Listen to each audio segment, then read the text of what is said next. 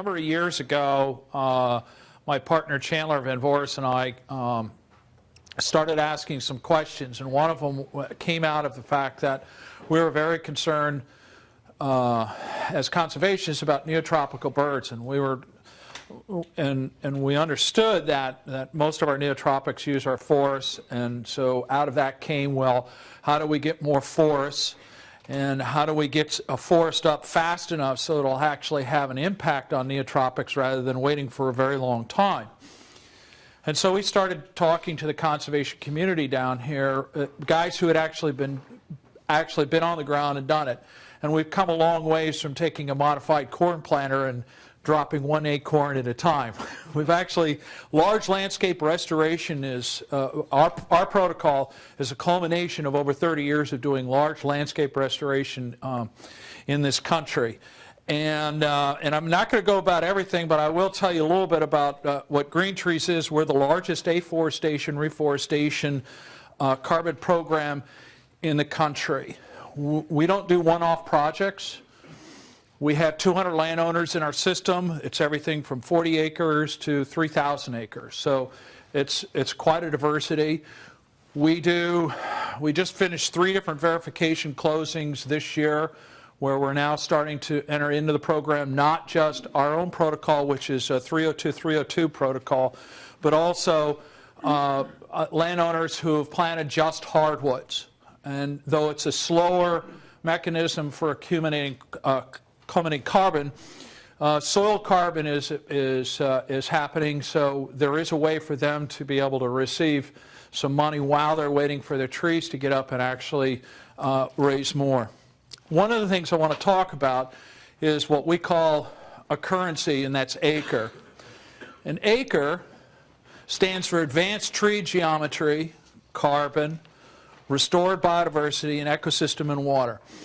And what it is, and if you look to the right there, you'll see that these are some of the ecosystems that the ecological systems that we're looking at. But acre houses all of the conservation, natural capital, and environmental attributes associated with one physical restored acre. So when we do a contract with a landowner, this is all spelled out in our contract, that we're reserving the rights to aggregate all of these different things. Now, in most cases, we can't do that. There isn't a nutrient market, for instance, in the Mississippi River Valley. It's very regional where it does happen, but we reserve the right to be able to, with our landowners, to be able to aggregate those values that they are creating by restoring an ecosystem. And so if that nutrient market were to come up, we could actually go into the marketplace with an aggregated group of landowners who are already have restored their acres or are about to restore their acres to be able to do that. We've had a couple of very large partners. Our first partner was Duke Energy, and we kind of went through the entire protocol with them and how we go about doing this market system. Norfolk Southern has been a great partner for us. They came at it from a perspective of what's our carbon footprint, and is that an economic issue?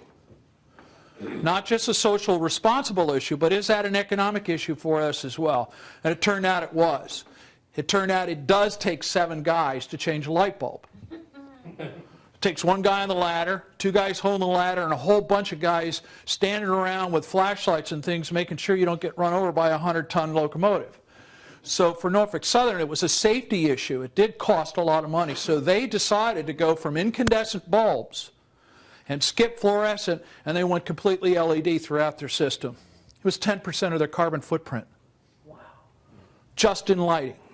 And their attitude was, we've been here 100 years, we're going to be here another 100 years, so we can afford to make the investment into LED lighting, and it'll have an impact on our bottom line and take care of our carbon footprint at the same time.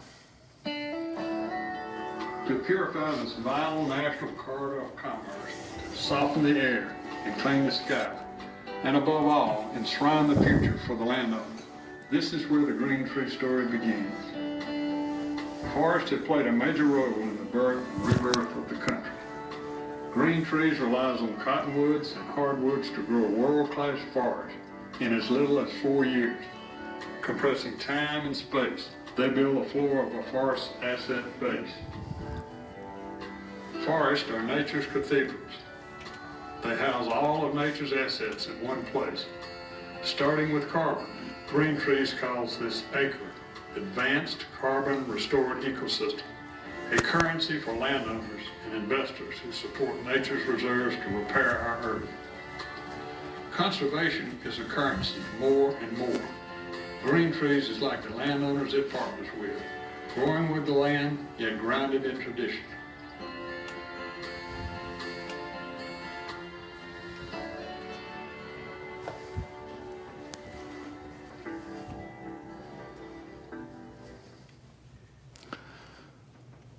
Come on now. So we've already talked a little bit about our focus area, and I also mentioned why we're focusing on this, and it is neotropic birds is what really brought us in here. And I think Amos was executive director of National Fish and Wildlife Foundation at the time that neotropics became sort of a way of trying to look at indicators. And we latched onto that as conservationists. So here's our LMRVV. That's, I won't tell you about all of that, but this is Norfolk Southern's film that they did for Inside their own people. What do they have in common? Well, they're both good for the planet. Now, well, come with us. Welcome to the Mississippi Alluvial Valley, MAV for short. MAV is a biologically diverse floodplain and valley of the lower Mississippi River, known as North America's Amazon. Vital migratory habitat for 60% of North American bird species. Home to 200 species of fish, 50 species of mammals, plus species of reptiles, amphibians, and shellfish. Now that's biodiversity. But deforestation over the past 75 years has altered the composition of the MAV. Only 20% of MAV's original forest remains, much of it converted to farmland. Deforestation in the MAV means loss of wildlife habitat, loss of natural flood control buffer, loss of fertilizer-laden soil. In fact, 12 tons of soil for every acre of cropland wash into the Mississippi River and the Gulf of Mexico each year. But there's hope. There's more than hope. There's Trees and Trains, a conservation partnership between Norfolk Southern and Green Trees. Trees and Trains could revitalize the forest and bring permanent benefits to a region long served by Norfolk Southern. So here's the plan. Norfolk Southern and Green Trees will begin a 15-year program of reforestation and carbon capture. Invest $5.6 million to plant 6 million native hardwoods and cottonwoods on 10,000 acres in the Mississippi Delta. That's 211 trees for every Norfolk Southern employee. Green Trees' unique planting approach achieves results quickly. Faster growing cottonwoods shelter hardwood seedlings, creating a denser forest. Accelerating carbon capture and habitat development. Trees and Trains will help preserve property in the hands of family landowners and farmers, protect wildlife habitat, improve water quality, and inhibit soil and nutrient runoff. A watershed moment? Absolutely. Really, it all comes down to an innovative point of view. You see, environmental progress and American business are closely linked. We call it conservation capitalism. Conservation with purpose, capitalism with compassion. Trees and Trains. Good for business, good for the environment, good for the Mississippi Alluvial Valley. Norfolk Southern, investing in the future, committed to sustainability.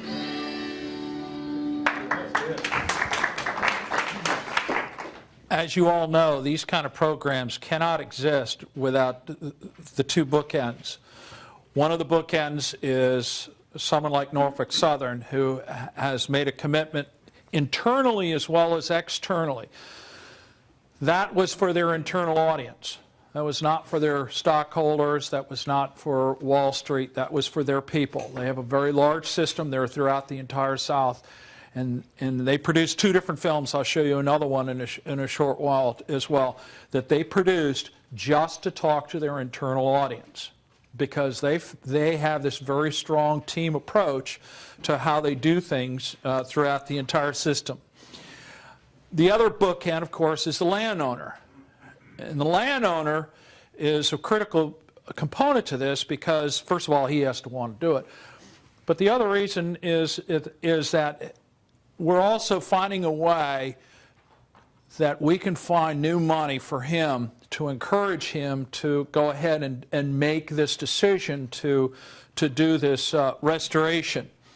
And so there's a couple of quotes here from the different partnerships. At Norfolk Southern, we build ties. And this is the other Norfolk Southern film. Tracks that span 20,000 miles, connecting us to ports, highways, and warehouses, and invisible ties that are just as strong, connecting us to communities, the land, and each other. This is one of those connections. It's called the North American Amazon. The lower Mississippi. This site you're looking at is a 1,100-acre site we call Petrus that was now at the end of its 4th growing season. This is its 3rd growing season that it was filmed at. Bottomland hardwoods cut down to 4 million today. If we were standing here, and Some of you may know this guy. years ago, we would virtually be standing in a forest. Ray There Cock. were several species of oaks, cottonwood, and cypress, and maple. We're here on our family farm in Yazoo County, Mississippi. The farm has been in the family since pre-1900. We've had quite a flooding problem. It was a financial burden for us. My son lost his home.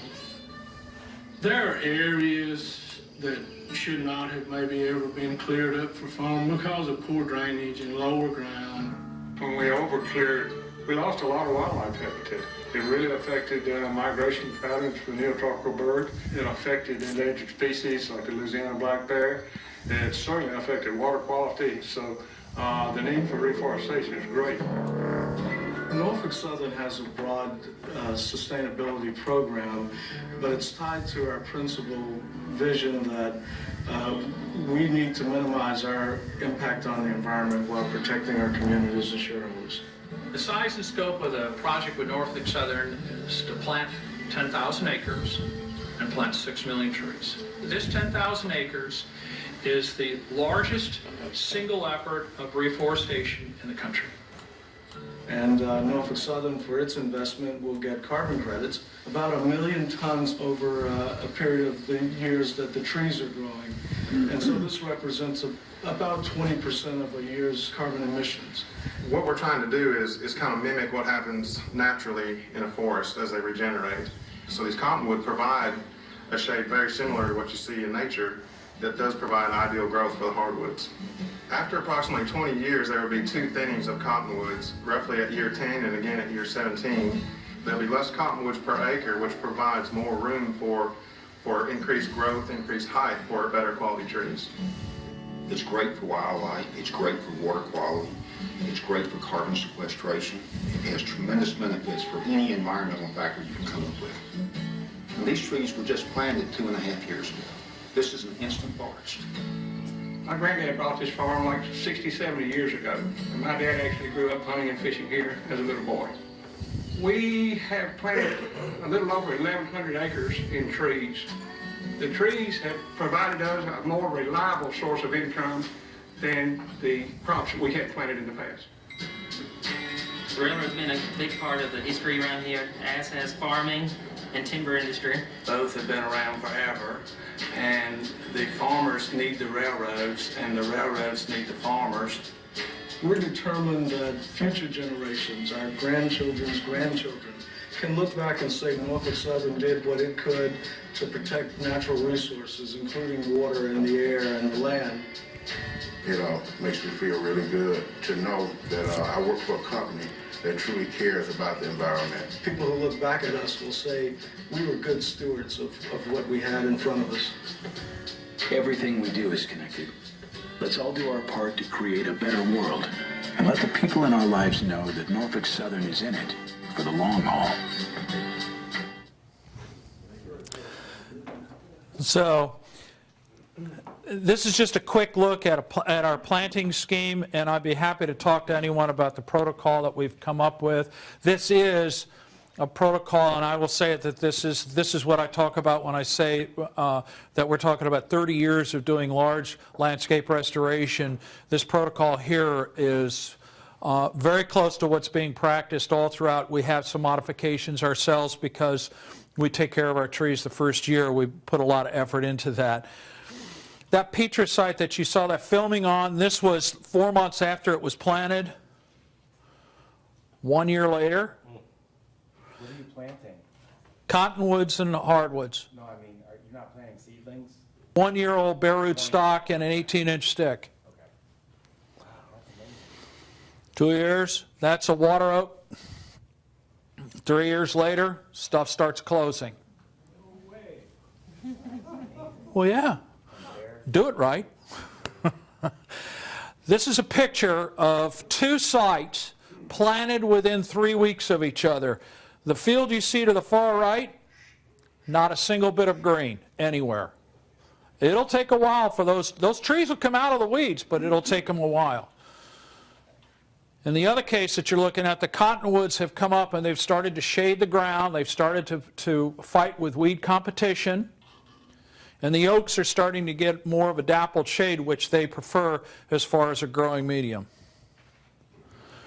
We talk about how carbon is the intersection between conservation and biomass, and we're trying to optimize all these different models instead of maximizing any one particular one.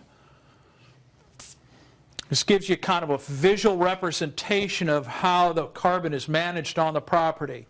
In effect, what we're doing is we're picking a sustainability number, and we're saying that we're not going to sell anything above that so that the landowner never gets himself in trouble if he ends up having a catastrophic event, or if he ends up somehow or other half his forest can be knocked down and he's still covering his carbon liability that he has with us contractually. So what's the carbon process? The carbon process is that we measure the forest, and a lot of it is standard forestry practice, except that in normal forestry you're only measuring a 10-inch marketable tree, and you're really just looking to see where the nice trees are, and those are the ones that you're counting. In a carbon, when you're going in to look at carbon, it's 4 inches and above, and it's everything. If it's broken and looks like this, we count it, because it's still carbon and it's still growing. So there's the accounting is a little bit different, but we helped write these protocols so that it was something that a forester would be comfortable doing, and it wouldn't be something that was completely out of his realm of experience, because that was extremely important when you go forward in these things. It's one thing to do 1. It's another thing to do 5. But if you're to have an impact in this country as far as carbon is concerned, you need 100 million tons. Well, 100 million anything, you got to have a system, a protocol in place.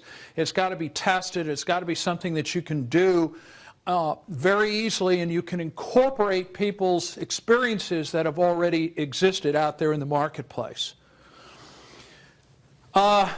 Just a quick transaction. We sold 40,000 tons in August, and we're right now working on a 200,000 ton contract. So just to give you an idea, in the voluntary market, there is a market for this stuff, and we serve 2 markets, both the voluntary market, and at the end of the day, this is what counts. Does the landowner get a check?